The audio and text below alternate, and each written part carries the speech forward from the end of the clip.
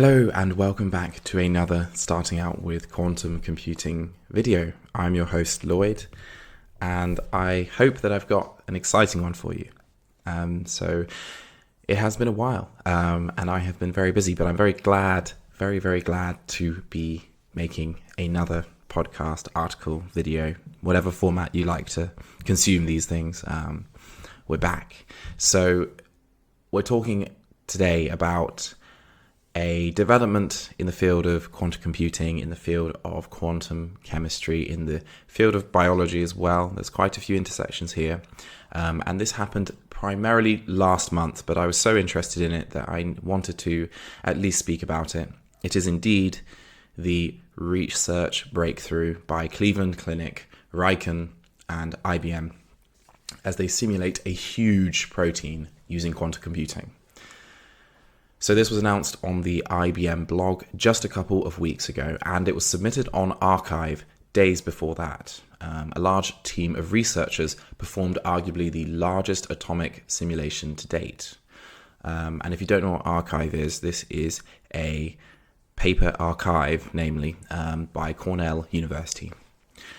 This team represents an international collaboration. We had researchers from Cleveland Clinic in the US, IBM, both in the US and Japan, as well as the Riken Center for Computational Science and IBM Tokyo. Specifically, this team were able to cross the 12,000 atom barrier by simulating the protein trypsin, which is composed of 12,635 atoms. That is quite a lot. In this work, they also simulated T4 lysozyme, which is composed of 11,608 atoms. Being able to simulate large biologically relevant molecules, such as proteins, is incredibly important as it informs us of the underlying mechanisms at play inside our bodies. This in turn can further fields such as medicine or drug development. So let's dive into exactly what happened. So I mentioned two proteins. And this team of researchers, they used something in their research known as a quantum-centric supercomputing framework, or QCSC for short, to look at two specific large protein ligand complexes. So let me explain what these terms are. QCSC is a type of computing where you basically integrate quantum computers with your powerful normal supercomputers. And so you let the quantum computer handle the things that it is better at, and you give the supercomputer the tasks that it is better at.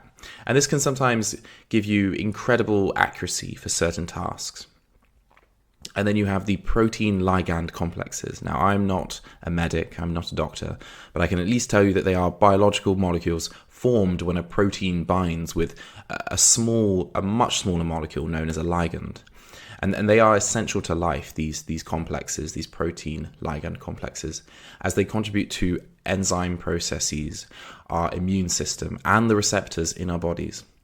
Without them, our cells simply wouldn't be able to keep going. So the smaller of these two protein molecules that they simulated is called T4 lysozyme. It's made of 11,608 atoms, as I said before.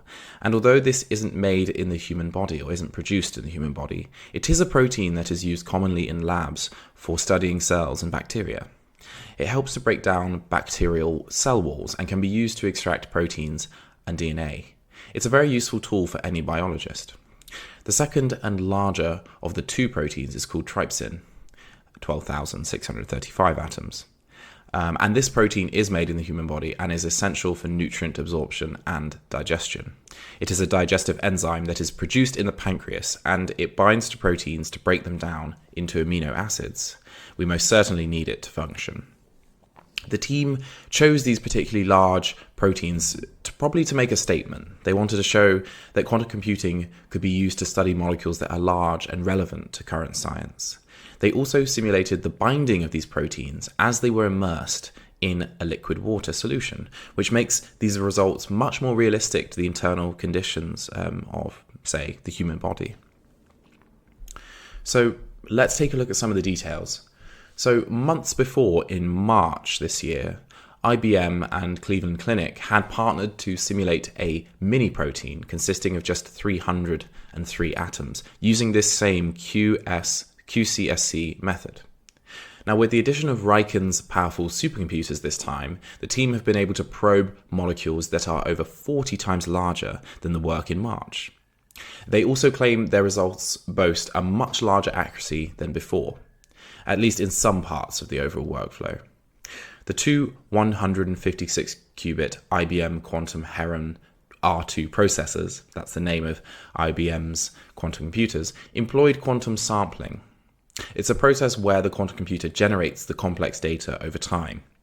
As you let the quantum computer sample more and more, you start to build an accurate picture of what is actually going on in your system. Following this, the Japanese supercomputers Fugaku and Miyabi-G were used to process the resulting data. Just as before, the researchers relied on something known as wave function-based embedding. It's a process which breaks down a large problem into manageable chunks. They then feed certain chunks to the classical computers and certain chunks to the quantum computer. The quantum chunks would generally have more complex interactions within them, for example, involving entanglement between many atoms. They would then use a quantum algorithm known as SQD, which is otherwise known as sample-based quantum diagonalization, to solve the chunk. Finally, the classical computers would stitch all the chunks back together to give the researchers the final result. But make no mistake, this process was a huge undertaking. Considering both proteins, the team needed 94 qubits across the two processors, running 9,200 quantum circuits for over 100 hours, and they ended up with a data set on the scale of around 1.3 billion points. I mean, that is huge. These numbers, for anyone who works in the field or even knows a little bit about the field of quantum computing, you'll know that these numbers are insanely large. Simply keeping 94 qubits remotely coherent during a project of this scale sounds unreasonably difficult. There's also a plethora of technicalities that cannot be simply overlooked. For example, unlike before, this new simulation doesn't just calculate the electronic structure of the sole protein on its own.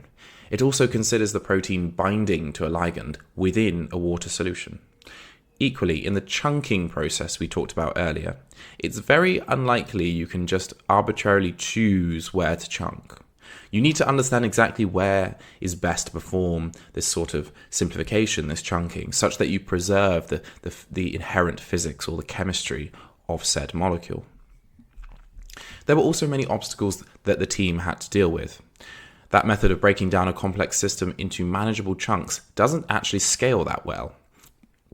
Meaning, if you were to apply it to a molecule double the size, you'd actually need 25 times more computing power to make it work. To counteract this, the team realized that at a certain distance from the center of their trypsin molecules, effects like entanglement and other non-local correlations were effectively dead and absent. This meant they could truncate, in other words, simplify their chunking approach, and still generate accurate results. Another achievement involved the team improving the algorithm SQD, calling their new approach TRIM SQD. Generally, SQD can be really useful in quantum chemistry calculations, as one is able to leverage the quantum computer to represent huge electron configuration spaces. This is something a classical computer would inherently struggle with. Instead, we can use the classical computer to interpret the results and find the solution.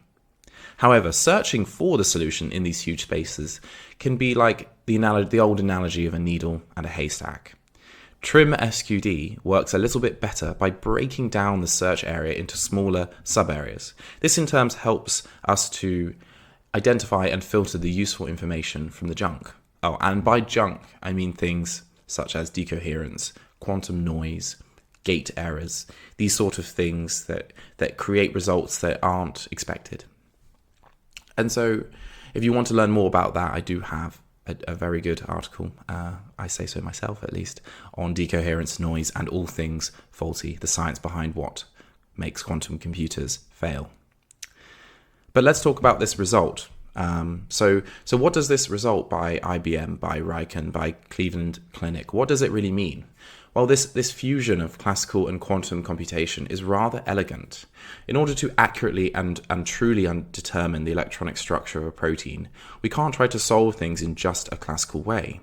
At the smallest of scales, quantum mechanics dominates the interactions, meaning that the best direction to head towards involves a quantum mechanical treatment of an entire protein. Although powerful classical computers are efficient in modeling certain parts of a protein, this combined QCSC approach pushes boundaries and asks the question of what role do quantum computers have in building and developing new and more accurate research. Not only does this piece of research represent international collaboration, which is great, but it also demonstrates that there's merit to combining quantum and classical computing together. And the research itself has much potential.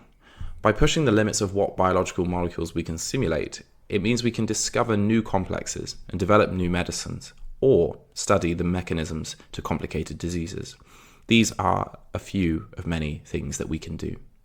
It means that we are getting much better at predicting how biology works at the smallest scales, the scales where quantum mechanics is king. This won't just have a positive impact on healthcare and medicine. Fields like materials science, chemistry, and physics will all benefit greatly from a hybrid quantum computing workflow. So although I don't usually like to predict the future, it seems clear to me that quantum computers are going to change society for the better. And this is one small example of that. Thank you very much for listening, as always, to Starting Out with Quantum Computing. I very much hope you enjoyed, and I also very much hope to see you next time.